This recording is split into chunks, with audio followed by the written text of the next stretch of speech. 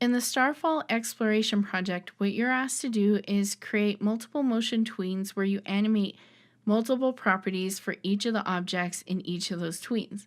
So as you can see with the preview of the project, we have the Starfall title and it's fading in, and it's also going from small to large, and it's having this pulsing glow.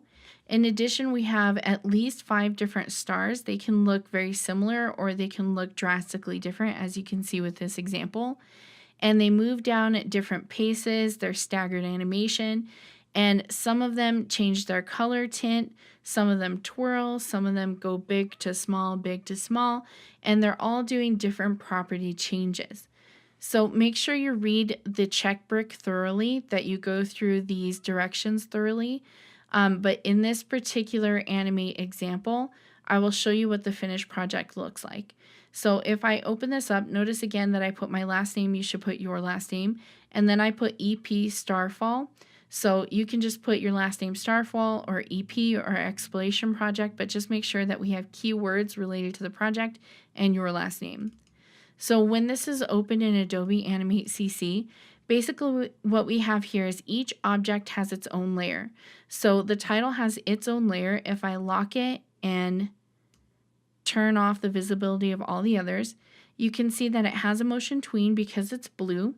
And this is something you should have learned through the previous chapters and in the lecture notes for this week, where there are lecture notes on changing properties and tutorial videos on changing the properties and all that good stuff. So you should be prepared by now to do everything that you see in this assignment. But as we go through this and I scrub the playhead, you can see that it goes from faded out all the way to 100% alpha. And then it also goes from a small text to a big text.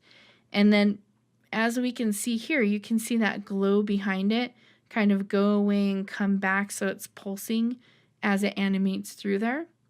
And then as we look through this, we can start adding more stars and seeing that they start off stage. So if I zoom out to maybe 50%, you can see this.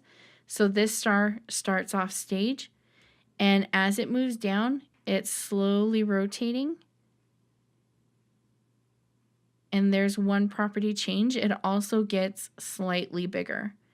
Then we've added a second star that starts in a staggered animation, so it doesn't start until this star is halfway through.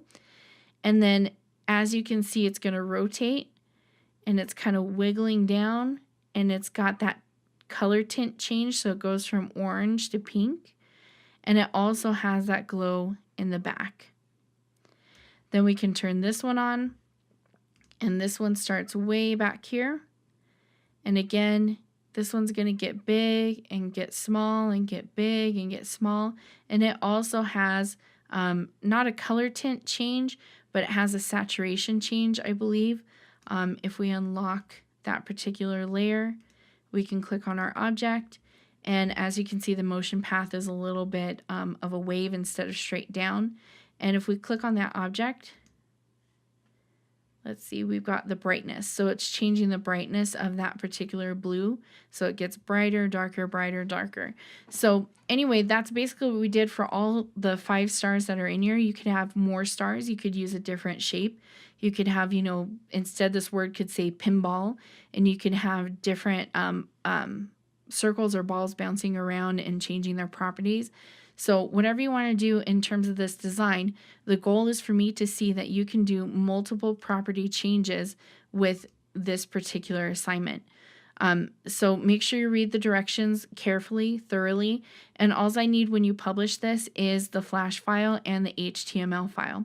So once this is done and you hit File Save, you can either choose to go to Publish Settings and make sure only Flash Swift. You don't have to do the HTML if you don't want to. Actually, let's look at the instructions. Oh, yep, you do need the HTML file. So let's go in here and make sure it's the Flash and the HTML. And once that's done, as you can see, again, we have the original Flash file here. And then we can go ahead and hit Publish.